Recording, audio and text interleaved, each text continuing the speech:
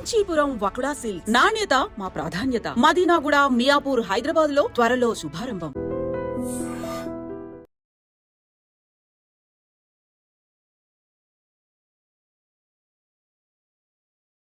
సింగరేణి కార్మికులు మంచి ఉద్యోగం చేసుకుంటూ మంచి కుటుంబం ఉన్న మీరు గ్యాంగ్ రేప్ చేయడం ఏంటి, పోకిరీలు చేసే పనిని మీరు చేయడం అనేది వినడానికి కొంచెం చాలా ఇబ్బందికరంగా ఉంది. అన్న కొడుకు మీ అమ్మరు అటు వేయండు చెట్లల్లో, జామల చెట్లల్లో, మరి అక్కడ ఏం జరుగుతుందో ఏందో గొడవనా ఏంది చూసిరా ఇప్పుడే అటు వెళ్ళి చూసేసరికి అక్కడ ఒక అమ్మాయి ఉంది చెట్లల్లో, వీళ్ళు 9 మంది ఉన్నారు ఆటో డ్రైవర్ తోటి సహా. రేప్ చేసేసి మన సెల్ ద్వారా ఫోటోలు తీసిరట సార్. ఫోటోలు తీసి కానీ అమ్మాయి ఏం చెప్పింది? అమ్మాయి ఇతను లేడు అని చెప్పింది. కానీ లేదు అని చెప్పినప్పుడు 376 పెట్టరా పోలీసులు? జైలుకి వెళ్ళిన తర్వాత ఏమనిపించిందండి? 3 నెలల దాకా చాలా బాధపడ్డా సార్. బాధపడ్డా. నాకు భార్య పిల్లలు, 2 కొడుకులు. ఏడ్చినా ఏం ప్రయోగం ఉంది? లైఫ్ అంటే ఇక చచ్చిపోవడే కావచ్చు దీంట్లో. కుటుంబం ఆదరించిందా మీకు? లేదు సార్, దగ్గర కూడా తీయాలి.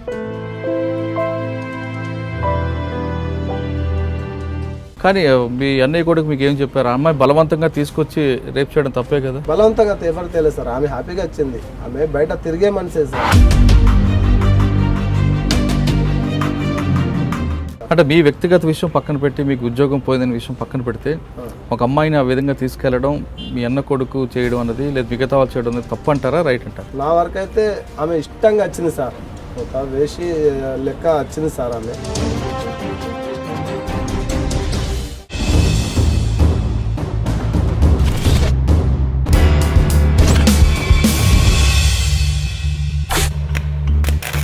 Welcome to crime confession.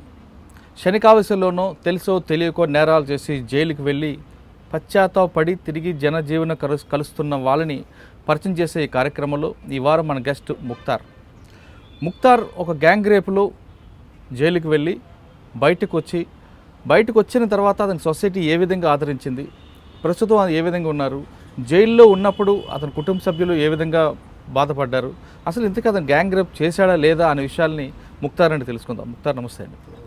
Mukhtar గారు, మీరు ఆల్రెడీ సింగరేణి కార్మికులు మంచి ఉద్యోగం చేసుకుంటూ మంచి కుటుంబం ఉన్న మీరు గ్యాంగ్ రేప్ చేయడం ఏంటి, చిన్నపిల్లలు ఒక పోకిరీలు చేసే పనిని మీరు చేయడం అనేది వినడానికి కొంచెం చాలా ఇబ్బందికరంగా ఉంది. కానీ మీరు గ్యాంగ్ రేప్ చేయడం ఏంటి అంటే నేను ఇప్పటికి నమ్మలేకపోతున్నాను. మీ ఏజ్, మీరు కార్మికుడు అంటున్నారు.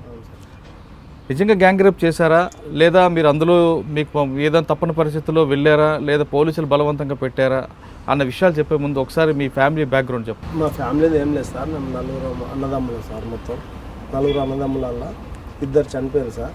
2 ఉన్నాం. ఒక అన్న పెనుగడపల హోటల్ పెడతారు సార్, అక్కడే కొత్తగూడెంలోనే. మళ్ళీ నేను ఆటో తోలుకుంటూ ఉంటాను సార్. సింగరేణిలో జాబ్ చేసిన, నాన్న జాబ్ రిటైర్డ్ అయితే నేను ఎక్కిన సార్. 12 సంవత్సరాలు చేసిన.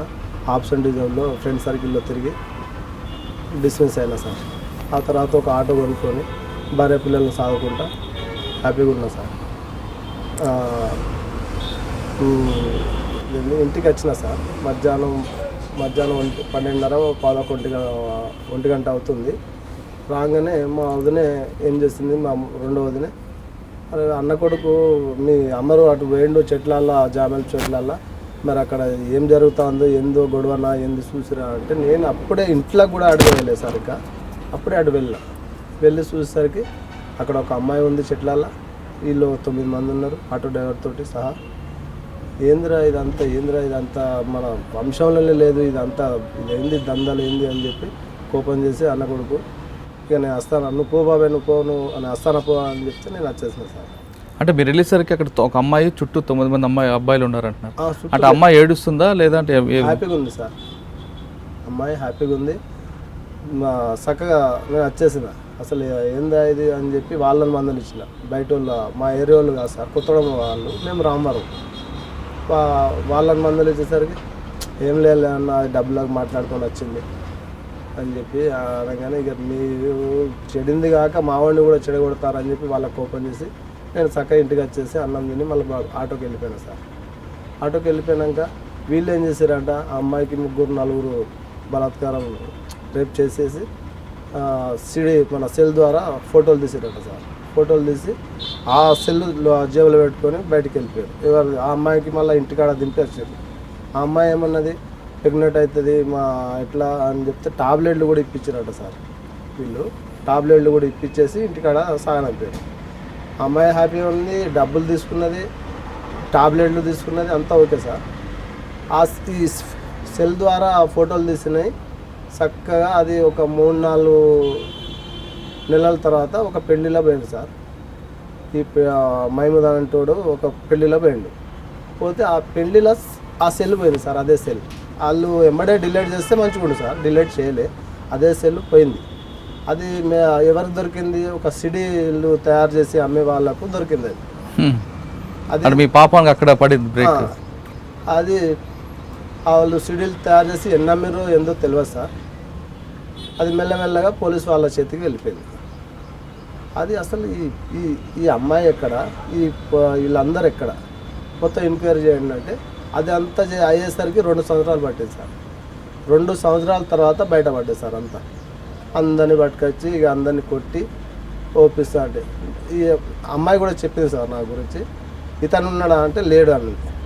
అరే నువ్వు ఎన్నో గొడవలు చేసినావు, నువ్వు అంతకుముందు మర్డర్ కేసు ఉండే, నీకు మర్డర్ కేసు ఉంది, అప్పుడు తప్పించుకున్నావు, ఇప్పుడు తప్పించుకో, ఇప్పుడు ఆడిపోతారా అని చెప్పి నాకు కూడా A7గా పెట్టారు సార్. అంటే అంతమంది మర్డర్ కేసు ఉందా మీ మీద? అంతమంది మర్డర్ కేసు ఉందంటే అది ఉత్తుదే సార్. అంటే అందులో మీ A1 A2 మీరు? ఎవరు సార్? మీరు A2 మళ్ళా.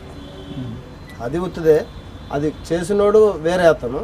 నేను ఆడ పారిపోయాడు. ఈ రోజు వరకు కూడా దొరకలే అతను. ఈ రోజు వరకు కూడా పోలీసు వాళ్ళు మరి ఎన్నికలు ఆడినరో ఎన్నికలు ఆడలేదో, జైలు వేసిర్రో జైలు వేయలేదో తెలియదు, అది కూడా తెలియదు.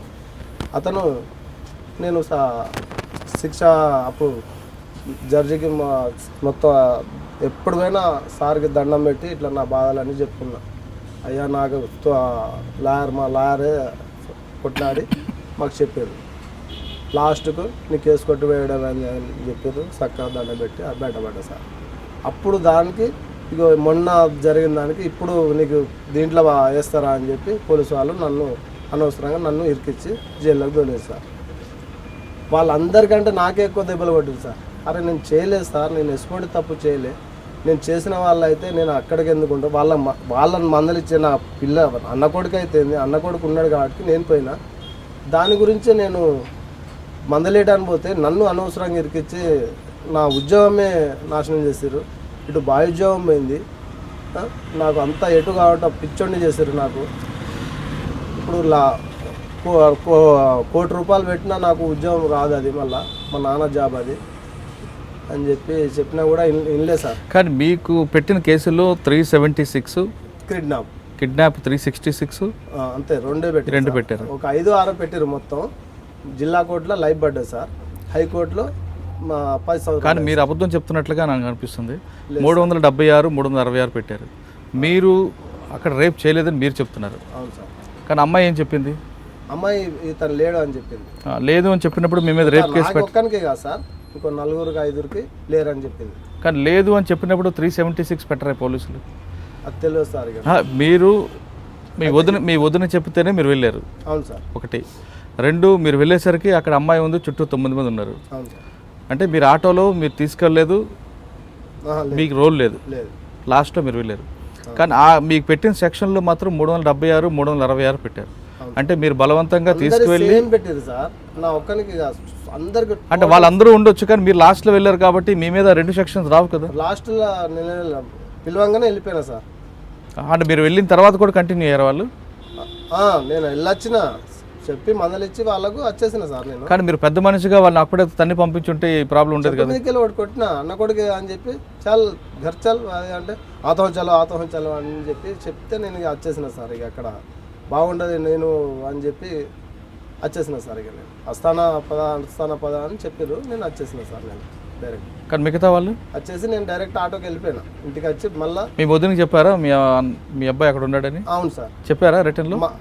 మా అబ్బాయి మీ అమర్నాథ్ పోయిండ్రు మరి ఏందో చూడుకో ఆ జామల చెట్ల అందరు చెట్ల పొరగాళ్ళందరూ పోయి ఏమైనా గొడవ చేసుకుంటారా ఏంది అని చెప్పి చెప్తేనే పోయినా సార్. నేను అప్పుడే 5 నిమిషాలు అయింది. మీరు అక్కడ వెళ్ళి చూసేసరికి అమ్మాయి చుట్టూ అబ్బాయిలు ఉన్నారు, ఒక 2-3 ఉన్నారు.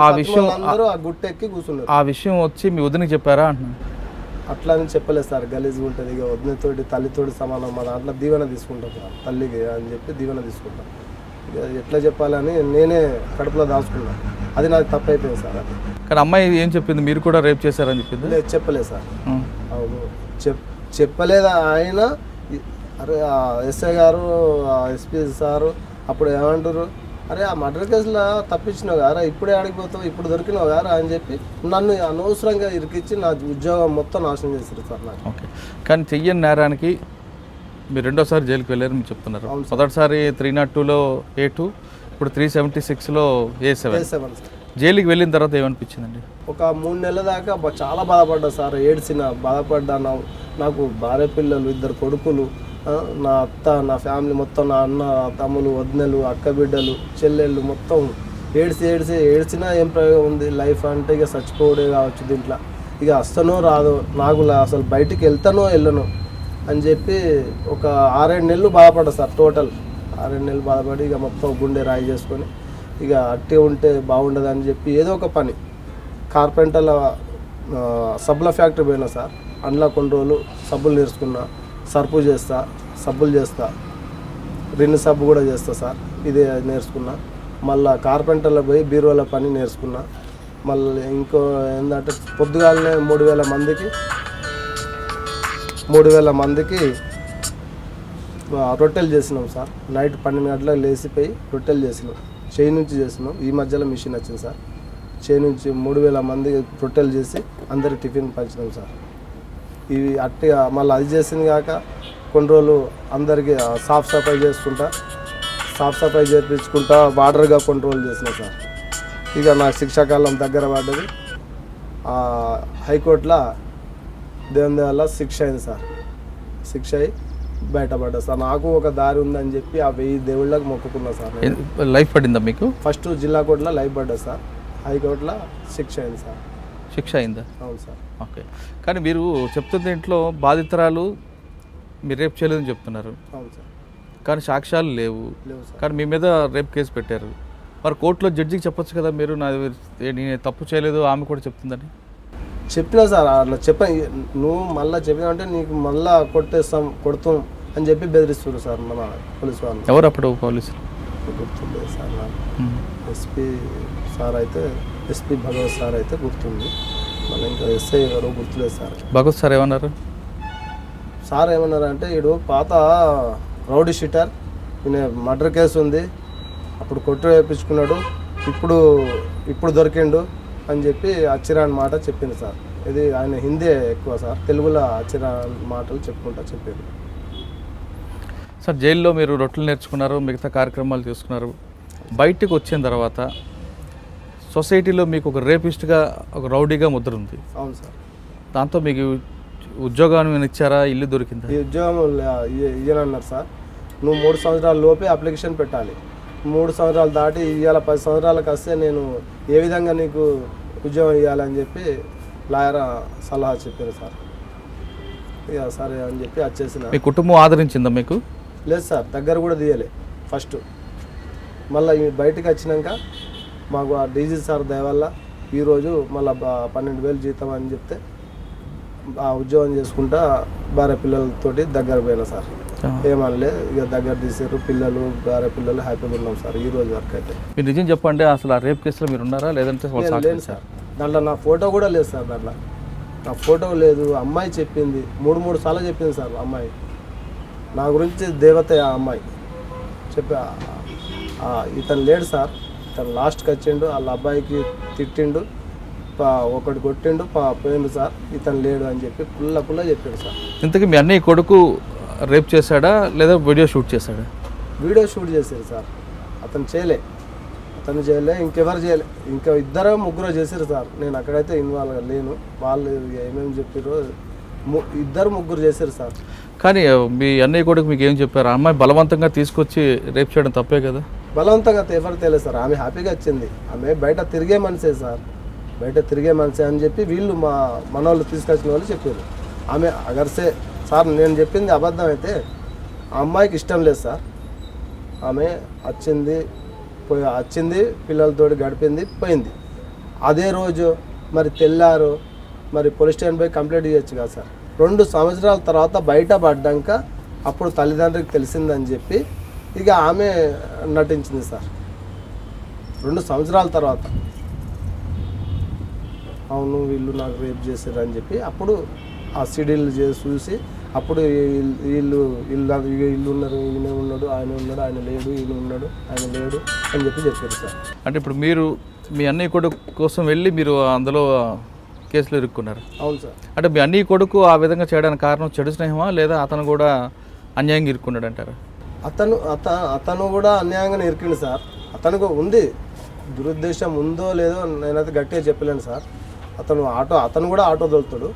మరి బయట ఎస్మంటి కల్చర్ ఉందో ఏ విధంగా మనిషి ఉంటాడో అసలు ఎవరికి అర్థం కాదు సార్. ఆ మనిషి అట్లా ఉంటాడు. నా అన్న కొడుకైనా దాచుకోము సార్. మామూలుగా పొయ్యే ఉంటాడేమో అని డౌట్ నాకే ఉంది. ఇక తర్వాత దేవుని దయ సార్. నాకైతే అంతవరకు తప్ప ఇంకేం చెప్పాడు. ఇప్పుడు బయటకు వచ్చాక ఇప్పుడు మీకు ఎలాగుందండి? బయటకు వచ్చినాక అయితే పర్వాలేదు సార్. కాకపోతే ఒక్కటే బాధ సార్, నాకు ఆ ఉద్యోగం పోయింది. నా బావి ఉద్యోగం. నా తండ్రి 30 సంవత్సరాలు 30-40 సంవత్సరాలు చేసి రిటైర్డ్ అయ్యి నా చిన్న కొడుకు పెడితే అందరికీ అక్క చెల్లెకు భార్య పిల్లలను తల్లిని సాదుకుంటాడని చెప్పి నాకు కోరి నాకు పెట్టించిండు సార్ నా ఉద్యోగం. మళ్ళీ నేను అగర్సే ఈ కేసు జరగకపోతే సార్, నేను లోపడిపోతే ఆ కేసీఆర్ సారు అందరికీ అవకాశం ఇచ్చిండు. డిస్మిస్ కార్మికులకు మళ్ళీ ఒక అవకాశం అని చెప్పి ఉద్యోగాలు ఇచ్చిండు సార్. ఆల్రెడీ ప్రజెంట్ చేస్తుండ్రు, ఇప్పుడు చాలామంది చేస్తారు. సెకండ్ అవకాశం కూడా ఇచ్చారు. ఫస్ట్ సారి ఇంటర్వ్యూ అయింది నాకు. ఫస్ట్ సారి ఇంటర్వ్యూ అయింది సార్ హెడ్ ఆఫీస్లో, కొత్తగూడెంలో హెడ్ ఆఫీస్లో నాకు ఇంటర్వ్యూ అయింది. దాంట్లో పాస్ అయినా ఫెయిల్ అయినా నాకు తెలియదు సార్.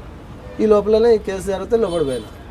మళ్ళీ ఒక అవకాశం వచ్చింది, రిలీజ్ అయ్యే టైంలో లోపడే ఉన్నా సార్.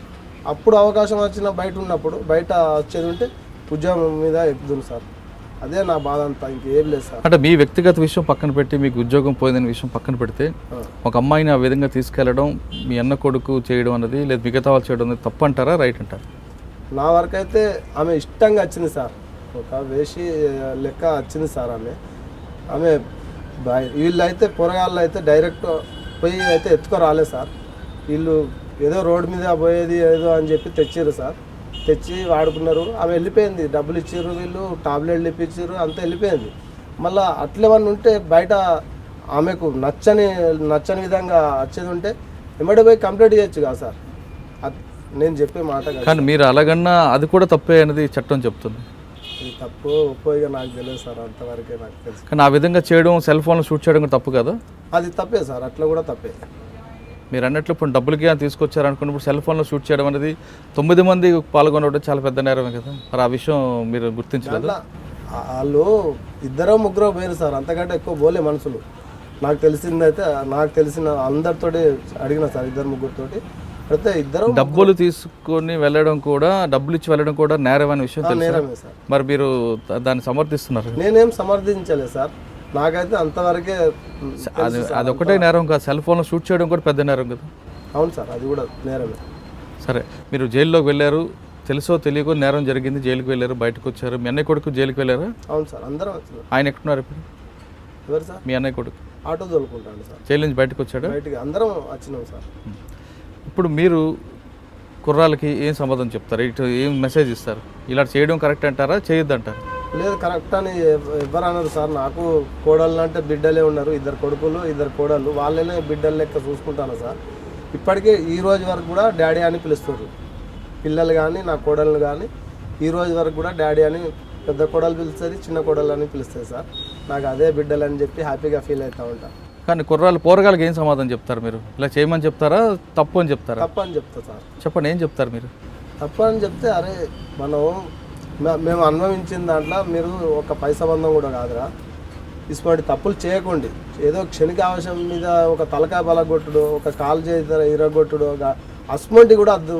ఈ రోజులలో లైఫ్లు పడుతున్నాయి, జీవితం నాశనం అవుతుంది అని చెప్పి చెప్పగలుగుతాను సార్. నేను ఎవరికైనా అదే సలహా ఇస్తున్నాను, ఎస్మంటి తప్పులు చేయకుండా దయచేసి. మేమే తప్పు చేసినామో చేయలేదో బాధలు పడి బయటపడ్డాం.